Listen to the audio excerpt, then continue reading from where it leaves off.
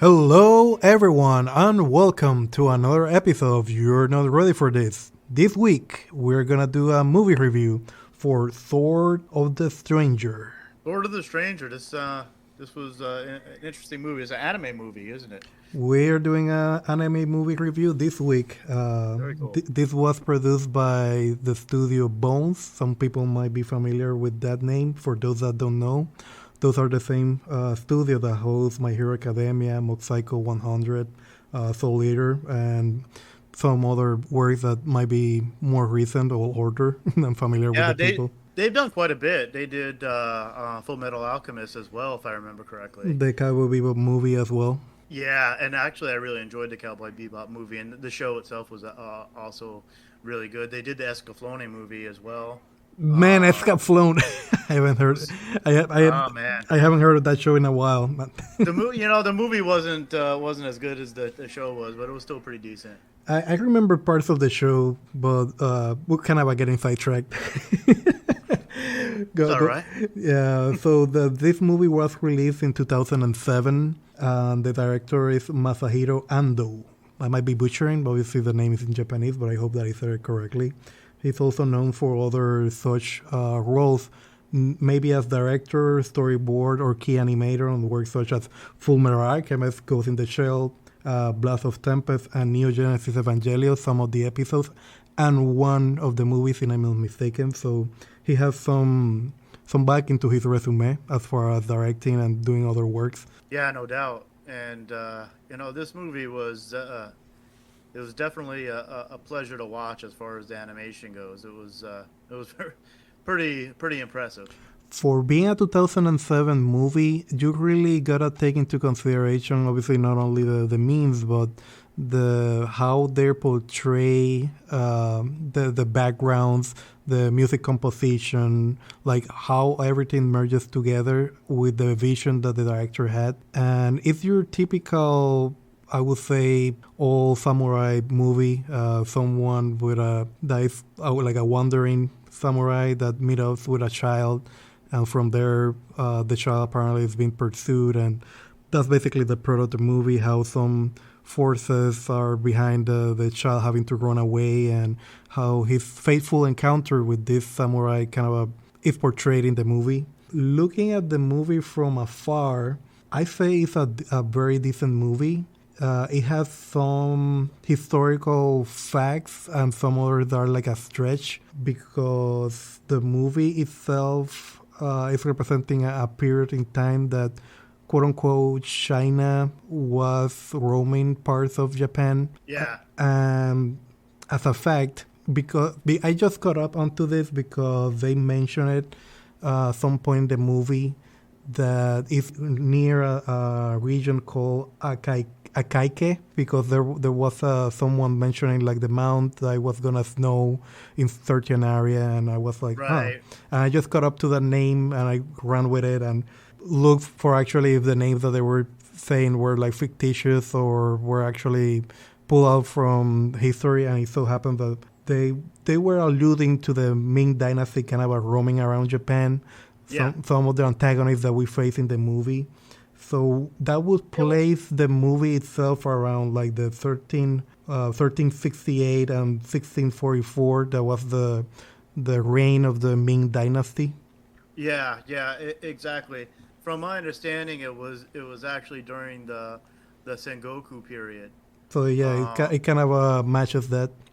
yeah, which was it was like what late 1400s, early 1500s, something like that. So it was definitely a period film. Yeah, so it definitely latched on to some of those. Obviously, you're always gonna remember there are some romanticized ideas, but overall, I would say that the movie was quite good. Like now that we're talking without spoilers, it did remind me a bit of Rurouni Kenshin, Okay. like the vow the a particular character took with how he conducted himself and all that. I guess we'll leave that for the spoiler session, but it kind of had that feeling for me. I don't know about you. Yeah, no, most definitely. To me, I was just mostly impressed with the animation style. I really enjoyed the smoothness of the animation. The music was fantastic as well, and then I really enjoyed the choreography with a lot of the fight scenes. From a plot standpoint, I enjoyed the plot pretty well. I will definitely say it was a little bit on the predictable side from the plot standpoint. It was, you kind of, you pretty much knew where it was going the whole time, but that's not necessarily a bad thing either. It was still very enjoyable, and I liked the characters. I thought they did a pretty good job on the main characters, as well. So, overall, I definitely enjoyed watching the movie. That's for sure. Yeah. So to give it a sort of a score before we get into the discussion and more so into the things that stood out for us as far as the body of the movie, I will give it a 7.5. Okay, yeah, I was leaning towards an 8, so we're pretty much on track right there. So, for folks that don't want to hear about any of the spoilers of the movie and want to just check it out for yourself, definitely recommend it. I definitely recommend checking it out. Definitely. So for those that stay after that, you were going to spoiler territory. So when I said that it remind me of Rurouni Kenshin, it kind of went into that whole deal of the stranger. In this case, the character that we don't know the name. By his history, we found out that he served he served different like masters, fought in different wars, and it came to the point that he was found in a shipwreck. Kind of a story, so we don't know actually where he's coming from. He doesn't know where he's coming from. Yeah. So after finding the horrors of war and what that involved, like killing children and women, and he kind of came to the vow of not using his sword, even though he still carried it around, and he had like a tie, like not allowing him to draw. So he mostly fought with the scabbard of the sword while still with the hilt and everything. And it kind of reminded me of that Rurouni Kenshin, that he had like a reverse blade, that he wouldn't cut someone with the blade. He would use the sword to defend himself. It even came to the point that so he wouldn't stood out. He was dyeing his hair black when actually his hair was red. Yeah, that was an interesting scene because I wasn't quite sure what exactly was going on during that standpoint when they showed him when he was washing his hair, and then it was like kind of dripping down, and then as the scene unfolds, you kind of start to realize like, oh, wait a second, he dyed his hair. His hair was red, so he wasn't native to Japan, and he felt that he needed to dye his hair black to that he was able to fit in a little bit better with everybody without being questioned. I thought that was an interesting point. Yeah, so he had that going for himself, and obviously it's anime. People, depending on the medium, obviously this was a more historical one, so there were not people with blue hairs, green hairs running around. But I guess it was a realistic type anime as well. It wasn't, there wasn't any supernatural, when I say realistic, it was realistic to a point. Obviously, it's Japanese animation was very stylistic, there wasn't any supernatural or aspects to it, or crazy stuff going on. There obviously there was some crazy stuff, but you know what I mean, as far as nobody's throwing fireballs or magic and all this other stuff. It was a fairly grounded type movie. Just only people jumping from a 3-story building and landing just fine. The typical. Right. Exactly. Yeah. I mean, nothing we haven't seen is something like the transporter or something like that. So as far as representations and just what you were hammering upon, the choreography and the fights. There was a mix, at least in my eye, because as some people might otherwise tell you, people wouldn't just go fighting initially with just their swords. Like, at least from my understanding and what I've seen and read, people obviously had the swords as the last sort of defense. Like, if you're back to the walls kind of a situation. You're using your sword. People will usually use like a naginata or some other long range, medium range weapon. Obviously, they will start with their bows. So if you can kill something from afar, that would be ideal. If you gotta engage, then you will go to your sort of a medium range weapon, spear or naginata sword weapon, sort of weapon. And then if you have no other choice, then you will rely on your sword. Obviously, it's more pleasing to see people fighting with swords. That's why that's the standard as far as these fights go. But not that I minded, just like a particular detail that I've seen being discussed over and over again as far as how accurate are the representation from the era. And I think we only got one instance of that happening close to the end, no? Where the main character, where the nameless warrior was fighting with his sword? No, when I was the other guy that fought with him on the same war, Itadori, I believe, he was one of the servants or generals that served the landlord of the area. That he's fighting some of the Chinese bodyguards with a spear. Oh, yes. Towards the end, yes, he did use the spear. Yeah, so I found that interesting because obviously I put those things in the back of my mind unless you're making a very real portrayal of something. And it just caught my attention that he obviously was fighting first with his spear and then with his sword when he has no other choice. Yeah, exactly. And he actually had a little bit of a matchup with the main antagonist earlier on in the movie where he was doing some training with his students, and the antagonist Lu Lang, who was the blonde-haired Westerner. Yeah, the blonde demon. The blonde demon, exactly. Blonde hair, blue-eyed, who was established to be extremely skillful right in the beginning of the movie, where he even makes the comment, "Is there nobody in this country that is can match me?" He had a kind of he had two warm-up matches. He had one with No Name, and he had the matchup with the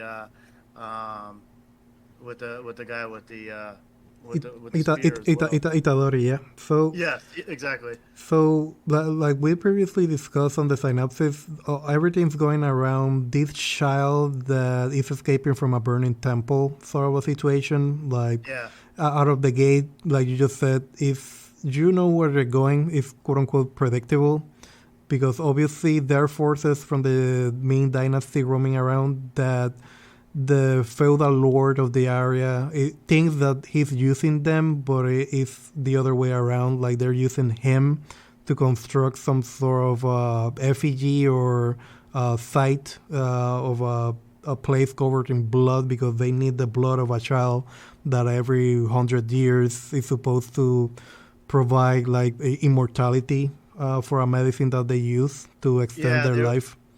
They had they were trying to concoct a specific medicine, and what was it? Only one of them knew how to or one or two of them knew how to make that drug, but they still needed the blood from the child in order to make that drug, and then because it was supposed to be for the Lord, right?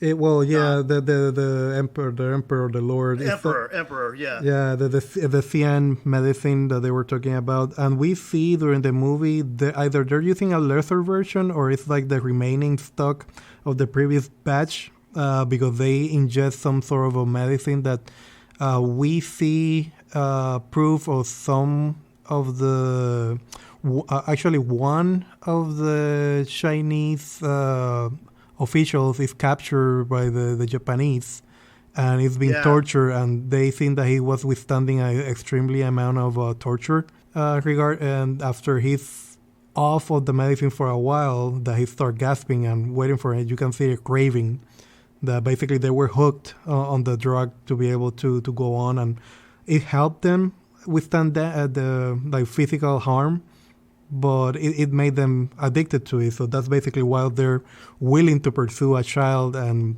kill him just to extract their blood at a particular time. And apparently, they needed to complete that ceremony at a particular time. Obviously, that's the mysticism and the fantastical part about the movie, aside from the representation from the era or the geographical location or kind of a time that they chose to make the portrayal. Right. So going from there is the faithful encounter with No Name and the child, that the child was just looking to get something to eat. And for me, my favorite character of the movie is the dog. I love the dog. Kotaro. Kotaro was he was the child. Right. Yeah. Tobimaru was the dog. Was Yeah, the dog. Yep. yeah. I mean, I saw the movie once, but yeah, mixing the Yeah. names. If I don't know what breed is it's not a Shiba Inu or one of those. I'm not sure of which type of dog is it. It's one of those short like honey fur dogs with white underbelly. Yeah. So out of the gate, the child encounters No Name, and they kind of don't see eye to eye. But the dog is basically what ties them together, and at the end, Yeah. the dog is the MVP, like running around, trying to Well- find the child after they actually capture him and whatnot. Exactly. It was great because the Kotaro didn't trust No Name right off the bat, and he didn't want to have anything to do with him. And honestly, the kid was kind of Annoying. he was a little bit of a prick early on in the movie, but obviously as you know things progress and you find out more about him and what's going on, you can understand why he wouldn't want to trust anybody, why he would want to stay solo.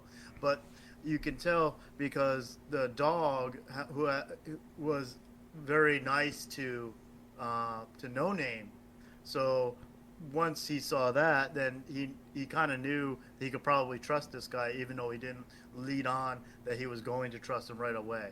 It took him some time to warm up to a long time, yeah. Kotaro to warm up to No Name. Yeah. Yeah, so they're ambushed at some point, and that's where he kind of makes the deal with him. That we see him fighting and not drawing the sword, and we figure out that obviously he made a vow to not kill someone with the sword. Obviously, Yeah. that all comes at the end, that he actually breaks his vow. But it's a whole scene that after the child is actually captured, and they kind of confront. He confronts himself and his past and his immediate situation after he sees like a monk that he was entrusting the child Kotaro to. Seeing how some people are cowards, and he didn't wanted to keep running away, and he decided to move forward and kind of face his fears. And we can see how both No Name and Kotaro have that development through the movie, and I like that. The only thing for me is that I guess it's easy to criticize from afar, sitting down and being able to make a meaningful story and write something that is coherent or believable. It's not always gonna be for the taste of everyone, or at least from how I see it. It's sort of making the child annoying at the beginning, and you clearly seen the difference at the end because it's very emphasized at the start that obviously he had trust issues and was very conscientious or entitled or had some things going on for him. I think that trope in other media, sometimes it takes me away, but I gotta remember that he's a kid, being in the situation that they are and the era that they are. He was probably doing the best course of action that he could for being a child, but it kind of it was rubbing me the wrong way at the beginning of the movie. Yeah, exactly. Same here, and it didn't get to the point, but it was getting close to the point where he was getting annoying to me. But you know, like I said, as time moves on, and you find out that the poor kid is on a run from people who are all they want to do is capture him so they can kill him. Yeah. It's kind of understandable that he's not Yeah. trust anybody. And then obviously the only thing in the world that he trusted at that point, since his I don't want to say it wasn't his master, because I don't think he was training him. It was his guardian at the temple, left him after they burned him down and told him to go to the location. The only thing he had was his dog, and then the dog gets poisoned in the first encounter there, and that was his only concern, was to make sure that his dog was going to be okay. So, but yeah, I really enjoyed, as the movie progressed, the dynamic between the two as well. Yeah, I really like how they slowly within their allotted time they warm to each other, because also the No Name kind of even stipulated that, well, let's go our separate ways, Yeah, because he kind of got into trouble with the quote unquote main antagonist, I would say, he did. the blonde demon, the Luo Lang. To be quite honest, I don't know whether it's a trope of how they portray it, or I guess it is. Like, why some random Westerner studies martial arts and becomes super powerful out of nowhere, while these people that actually breed and live like on this area and actually are exposed more frequently to the martial art are being bested by this random guy. But I guess Right.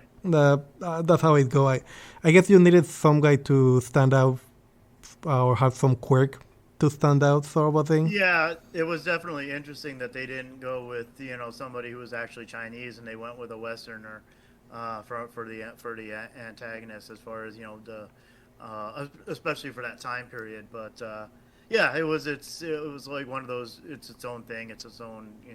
They wanted to do something a little bit different, I guess.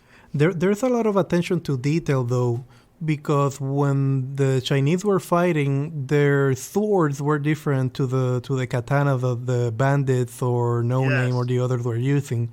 Like, I caught up onto that, and also, and I bet you did as well. They were speaking both Japanese and Mandarin on the I movie. love that. That was one of my favorite aspects, is when they were speaking Mandarin. And there were some instances, if I remember correctly, that when they were speaking Mandarin, they did not subtitle it. So, you really didn't know you were now on the side of the Japanese character of not knowing what they were saying between each other. Obviously, there was other aspects or other times during the film that they did subtitle the Mandarin. But yeah, I really liked that as well. Another great attention to detail that I'm not sure if you noticed, but at the very end, did you notice that after the fight, or while they were fighting, they had the nicks in the swords Yep. from each fighter? Yeah. I thought that was a really cool detail that you don't normally see in animated movies like that. No, yeah, they make the weapons that are super sturdy, and they are not damaged at all when you are cleaving skulls and armor and all that. Like, I don't remember who said the quote, but there was someone. I'm trying to. I might look it up later, but I remember that I heard that swords don't need reloading.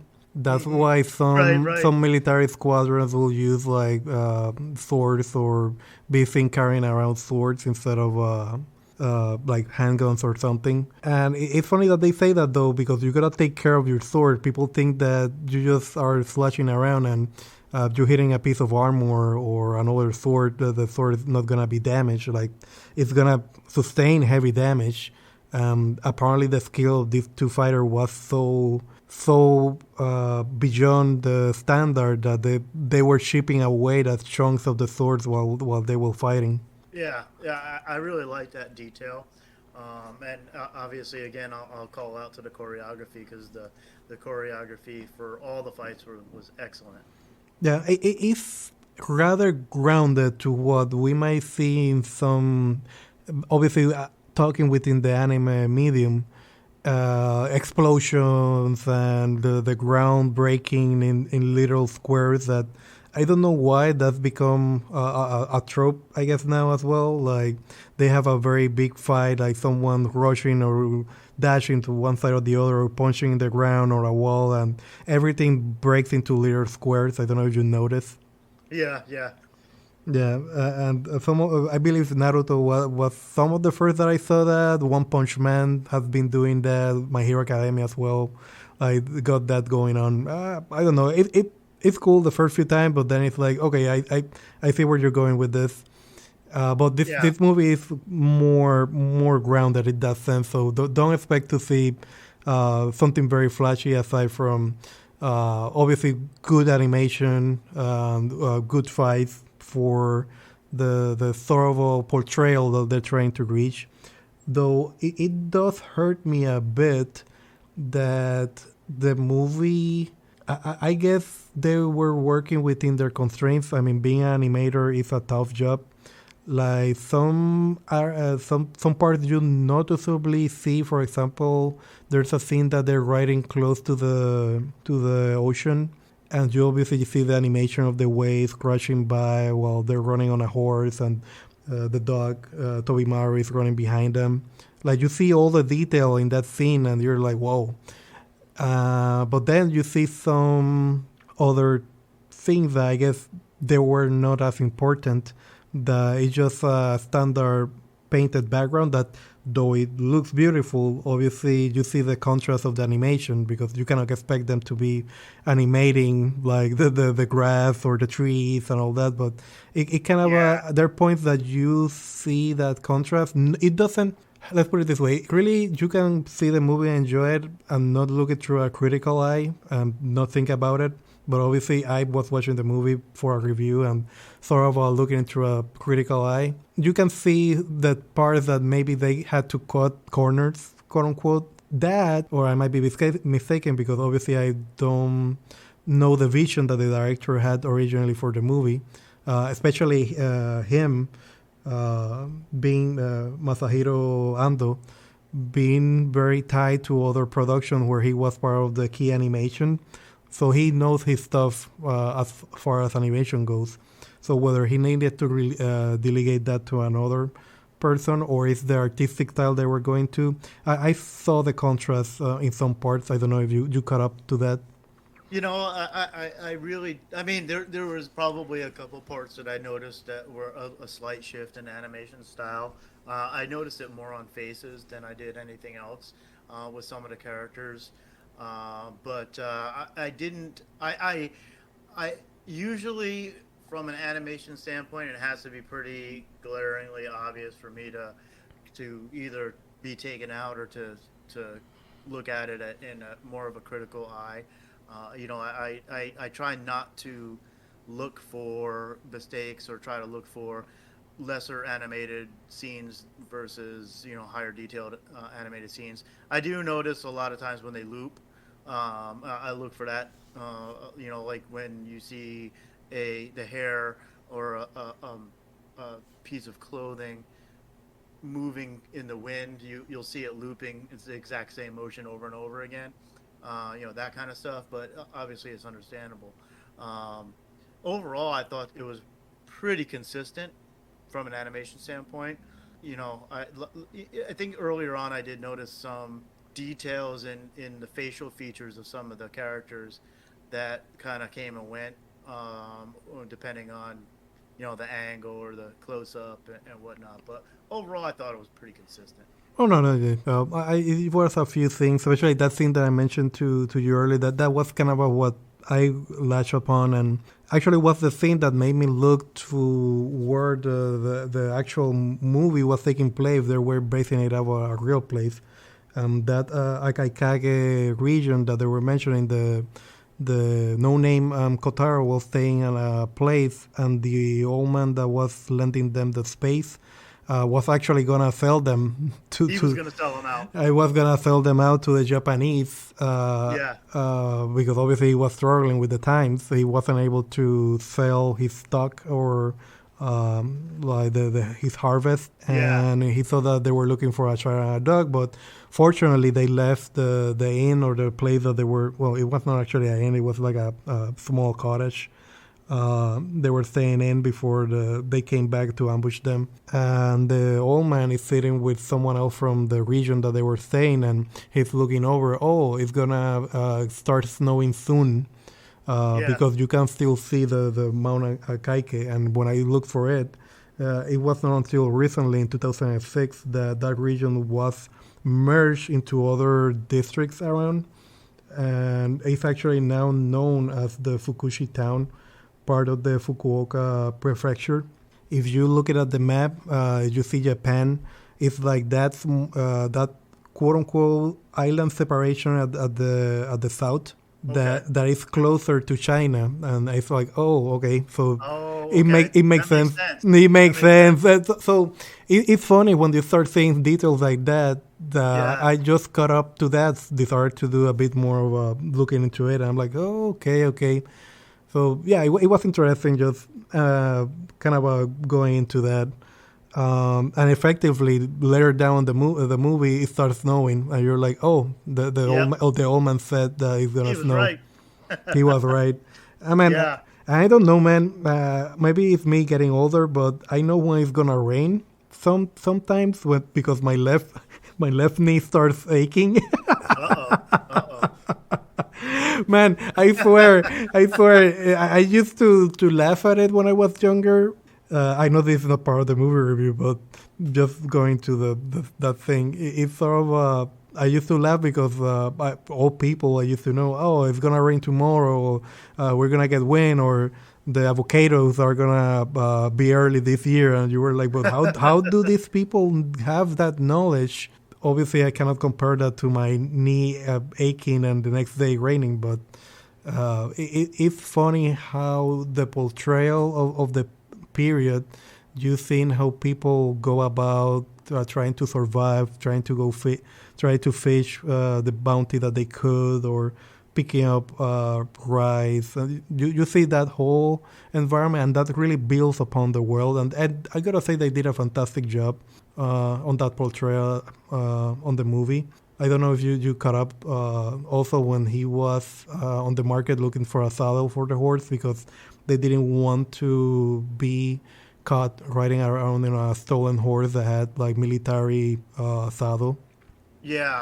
I was it a military, or was it the fact that the saddle was more expensive, or was like a higher Yeah, expensive type it was saddle a that, it's a higher grade, and they yeah, didn't that want to be they caught up wouldn't with be it. expected to be riding around with that saddle, and then so that's where he encountered Lu Lang, was when he was in town, and he was just purchased the saddle, and he was just walking back, and Lu Lang decided that he was going to have a little bit of fun because he saw the guy had a sword, so that's where he kind of challenged him to a fight. And I really enjoyed the choreography on that scene as well, because he you could really see it. I didn't notice it in the first fight that he wasn't drawing his sword um, as much as I noticed it in the fight with Liu Lang, in the middle of the movie, because at that point now it was firmly established that he's not drawing his sword, and he has the tie on it to not allow him to draw it. I don't think we knew at that point the entire reasoning behind it, but during that scene you could really start to pay attention, and in the way they did the choreography on how he was trying to defend himself against somebody else that had their sword drawn, versus him not being able to draw it, was really good. I really enjoyed that. Yeah, I gotta say the atmospheres were built. The fighting, even though at some points might be fantastical, it was well performed. It was, yeah. But definitely the part that Lu Lang just took upon a bunch of bandits by himself is sort of a yeah, okay, we gotta establish that this guy is the badass. Yeah, that was probably one of the more fantastic. Well, the end fight, some of the stuff that was going on at the end scenes as well, was a little over the top. I mean, it wasn't over the top to like oh my god, that's stupid, impossible. But it was it was very stylistic. But yeah, that one, the scene in the beginning, that was really meant to establish that this guy was the most badass among badasses. Yeah, and at the end, obviously, we that encounter has been building up since they have that encounter at the market when No Name bought the Yeah, saddle. and that's Uh, kind of where I was feeling like the story was a little bit predictable, when you knew that it was leading up to those two were going to be fighting at the end. That you knew that was going to going to happen. Does that necessarily mean it was bad? No, not at all. I don't mind that because a lot of the other stuff that was going on around the storyline wasn't as predictable. Like you didn't really know what their plan was for the kid until much later in the movie. You didn't realize that they were trying to kill him or why they were trying to capture him, and then there was a couple betrayals that happened during the film as well, which were good. But it was one of those where once you saw that Liu Lang was uh, the antagonist, and then that No Name was also the badass among badasses. It was now established that okay, they're gonna throw down at the end of this movie. You knew it was coming, and it didn't disappoint though. It did not disappoint. Yeah, even though they touch upon some political matters as far as the feudal lord giving home to the main I don't know whether to call it an embassy or they were just there and they were roaming the land. I believe they said that they were being there for a whole year. Apparently, they were Yeah, searching for the kid for a whole year, yeah. preparing for the Now, ceremony. now, did you get? I don't know if I missed it or not, but why would they have had to stick around another year if they didn't catch him at that certain because time? Was because it because the ceremony was the ceremony? supposed to take part the blood that's being extracted at a particular time, and if they missed their window and didn't catch the child before then, they needed to wait another time for that ceremony to happen at a particular time. So not only did they needed the child, they needed to do it a particular date and time. Gotcha. Okay. Yeah, I wasn't totally clear on that, so that makes sense. Yeah, there's a lot of, especially coming from these regions, there was a lot of mysticism and devotion. Like especially they pray to different gods, and Hmm. the gods more so represented a power or like an entity, like treating the land as an entity, the wind as an entity, the thunder as an entity. So to whatever god that they were making the sacrifice toward to, not saying that they were cultists or anything, but it had definitely that vibe to them. Like obviously killing a child. To what point do you gotta go that you need to kill someone to keep living forever? That definitely cult mentality right there. Yeah, yeah. Well, even Liu Lang kind of made a comment to that effect towards the end of the movie, where he killed, one of he killed. He didn't kill the emperor, right? He killed somebody else. No, yeah, But- when they talk about upon the emperor, it's the emperor of China.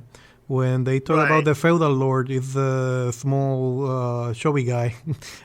Sorry, don't mean to offend anyone. That's the term that I could use to describe the character. It was the Yeah. feudal lord of the area. Bao Um, Bai Luan, I think was his name. He was the master of the Ming group or the leader of the Ming group. but that was the leader of the Chinese, or because that's Chinese. okay. Because that was the old guy that was missing an eye. He was the guy that was gonna shoot Yeah, No Name. that was should no name at the Yeah. end. And then there's the feudal lord that Itadori report to, that they later on, when they go and quote unquote rescue the feudal lord, a group of Japanese military men go and raid the site where they're gonna perform the ritual after they capture Kotaro. They kill the guy with an arrow that they held as hostage. That's the feudal Yeah. lord that was given residence to a Chinese and got double cross. Yes. Yeah. Exactly. But I was alluding to when Liu Lang killed the guy or chopped him The hand. off Oh, gotcha, the gotcha. hand. At the very end, Yeah. gotcha. And he made a comment like, "Haven't you lived long?" I think it was Ha! him where Haven't he you said, haven't you lived lived long enough? Yeah. That's correct. You're correct. Yep. Okay. Okay. Yeah. You know, I forgot about the guy with the bow and arrow, and I kind of felt bad for him because man, oh man, I was surprised at how quickly well, everybody got trounced at the end at the final battle, but the guy with the bow and arrow, he wanted to he liked the princess, and Yeah, it was gonna be one of those stories that he wanted to win her over and he whatever wanted to after he win did her this. over. Yeah, and the guy and he was like, I'll follow you." And he goes, "On one condition." And he goes, "Oh, you want to have the princess?" And he goes, "You can have the princess." And then it was like 10 seconds later, he kicked a bucket when he right as he went running into the fight, and he took out one of the Ming soldiers. But then He got hurt in the head. an axe to the head. Axe to the head. Yeah, Yeah, he never did get the princess, man. I didn't care about that character. It was like Well, he if wasn't a main character. He was just kind of a throwaway character. But I was still surprised at how quickly they just boom, because he went in and boom died. I think that that was more a token character to portray how obviously marriages were arranged and Yeah, that yeah, whole thing also like obviously one lord rising after the death of another either through military progress or economical influence. It was pretty not say pretty common, but it was the way. But that was basically the way for you to be able to progress. And Itadori, at some point, he's mentioning that he had that ambition to be able to be more or get more through his skills, but unfortunately, he was dispatched as well. Though more so that the whole battalion being dispatched by the Chinese, that there weren't that many, just that that typical a fighter so skilled that is able to kill 10 men with a swing of a sword or a spear or you name it. It was that no name without a horse was able to traverse all the forests and mountains and hills with Tobimaru I know. on the snow and be able to get there in time. Like Yes, that's another thing. Obviously, I wouldn't have minded that. It's not that's not a determining factor for me to giving it like 7.4 or whatever. It was that it was obviously the point that they're putting the box out and we need to wrap this up. Like obviously we're not gonna have the whole sequence of he actually taking real time to get to the point. So I guess that that's a bit of a stretch. Even though it's a stretch. when he actually gets there, obviously he's very winded. You know, like he had to run Yeah, on cold weather and a great distance.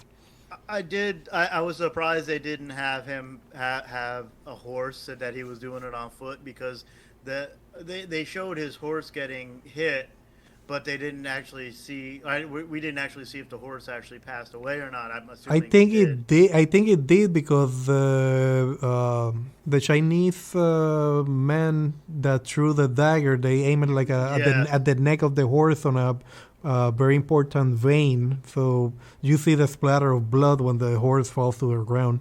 yeah, and that's why when he showed back up and he fought that guy, he recognized him and wanted to get revenge because he killed the horse. But I was surprised that he made it there on foot as well. But I did like the aspect that they didn't.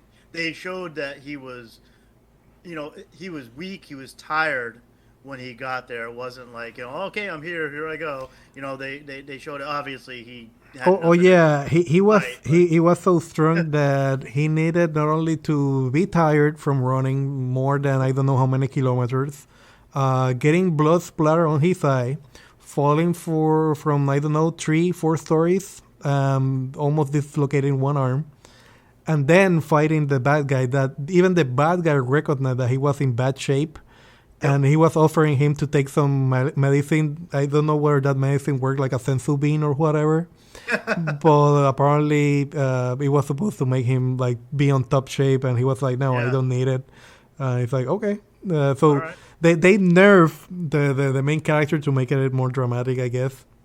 Yeah, I think so, and it's probably just to prove just how really good he was. That he was the best out of the best out of all the fighters, and that or samurai, I guess I really should say, and that the reason that and that was the one reason that they really showed as to why he didn't want to serve any lords anymore was because the lords made him kill a mother and a child, and because he ended up going through with it, he was He was scarred. you know yeah, very scarred, and to the point where he didn't even want to draw a sword anymore. So I thought that was a it wasn't so much an original aspect, but I thought that it was very well done. Yeah, and like you said, the movie, even though they not put it on your face, the way that Kotaro paid No Name is what actually ended up saving his life at the end. Yes, that's Yeah, right. it was, I don't know, whether some piece of jade or some other like What it looked like, yeah. yeah, precious material that he was going to that he was hiring No Name to get him to the temple that he needed to go. That eventually he was gonna be betrayed there. But when the Lulang and No Name are fighting, and they kind of do the last dance, kind of a final showdown slash deal. Yep. They both try to stab each other, but just by the margin of that piece of jade saved his life. Even though he ended up being very badly wounded out of all the encounters. Luckily, he teach Kotaro how to ride a horse, and they were able to ride away into the sunset, and everything was gonna be fine. Yeah, exactly. But overall, I, I really did enjoy the film quite a bit. It was definitely the type of movie that I enjoy as far as like the fight scenes and the whole samurai aspect and the choreography was really good. And it was also nice to see something that was a little bit more grounded and so used to watching stuff that's so fantastical. Obviously, being a big Dragon Ball fan and watching that, and even I know we had an episode on some of the other animes that we've been watching and we've watched in the past. Obviously, I'll mention Attack on Titan because that's one of the most recent ones that I've been keeping up with. It's it was nice to watch something that was more realistic for the most part, and it was done really well with really good choreography and animation. So I it was kind of refreshing. Doing a bit of research for the movie, I kind of hurts me that it obviously wasn't quote unquote successful in the box office. It made about a little over a quarter of a million for 13 weeks after release. And you see movies now being released and making millions. Yeah. I don't know whether it's something with the times or the public that I was trying to appeal to. I really don't want movies like these to not keep being produced. Like I don't want everything now to be just so out there or just being the shock value what actually sells the movies or the animation, because I do recognize that there's value in this sort of portrayal and art style that needs to keep happening, but unless obviously we discuss it or bring it to the front, they're kind of gonna get lost out there with the rest of the noise. So in a way, that's why we're also doing the review. Yeah, exactly. I definitely want people to check it out. It's like we said, it came out in 2007. However, it just recently hit Crunchyroll, which is what got brought to my attention to see, because I was looking at some of their newer stuff that they released. I was looking for a movie to watch and not a series, and I saw that one, and I was actually surprised that it just hit Crunchyroll recently, but it was from 2007. I thought it was much newer. So when I saw that the actual release date was quite a few years old, I was a bit surprised, but I'm really glad. I'm really glad it popped up. So what do you think after we went out to the movie? You stand firm on your eight? I do. I do. I would say it was definitely an 8 from my standpoint. It was a really good movie. I enjoyed it. I'd watch it again. It's one that I might even take a look and see if I could pick up a Blu-ray to have a copy of it. But yeah, I'm sticking with my 8. Yeah, I'm as well. Obviously, not being like super harsh or anything. Obviously, it's understandable for the times, and I might be maybe being too harsh on some of the things that I caught up, or some of the portrayals, or things that are really not bad. It's just me being, I guess, cynical. But overall, it's a movie that I would recommend. Like, not necessarily every movie needs to be like high octane or out there. You know, it's a fun little movie that you can enjoy on your It time. it was. It had a lot of heart. The movie, you know, it from a plot standpoint, like I said, it didn't do anything that was, you know, something we've never seen before, super spectacular. But it had a lot of heart. And again, I really thought the choreography and the fight scenes were excellent. So, if people are interested in, you know, swordplay, samurais, that time period, definitely check it out. Definitely check it out. It wasn't super gory. You know, there was definitely blood in it, but it wasn't over the top goriness either. So, Oh no, I just people getting their heads blown by axes or arms being chopped off. Yeah, they're not gory at all.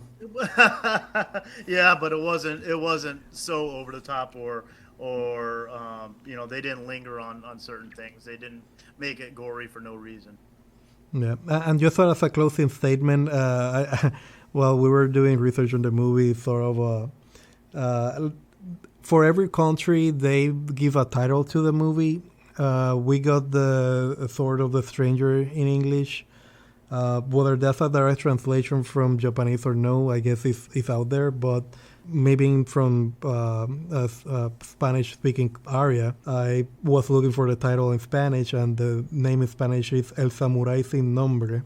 If you were to translate that to English, it would be The Samurai with No Name. Hmm. So it's not that it's that different, but I just found it No, funny how one thing goes to the other. I mean, stranger and no name. I mean, I actually like that translation title better than Sword of the Stranger. I guess it's a spoiler on the name because the somewhere with no name is like, oh yeah, he's no name. Yeah, I wouldn't necessarily say it was a spoiler, No, but but after the fact, yeah, obviously not before the movie, just after the fact. right. But you know, to me, it sounds more. I don't know, maybe more epic or more um, The s- riveting than Sword of the Stranger. the samurai But with no name. yeah, Man, yeah. it's so funny. Well, yeah. Well, you know what? Now that I think about it a little bit, because you didn't realize he was a samurai right off the get go, so you know, maybe that kind of gives a little bit of it away. But yeah, you know, I don't know. I wasn't Sword of the Stranger. I'm not too you know, crazy about, but it was you know, it's just a title. I don't care. I mean, the director really likes his movies with swords. He had another movie that was Sword of Truth, but that was way back in the 90s. But Yeah, yeah, but I guess we'll see what other things are put out there. And if you have any recommendations of things that you wanted to see or delve into, let us know. yeah, definitely check it out, and definitely let us know if there's other good stuff out there. We're always open to check out some stuff that we haven't seen before. Well, thank you everyone for tuning in for our review of Sword of the Stranger. And we hope to see you back soon. Enjoy, everybody. Laters.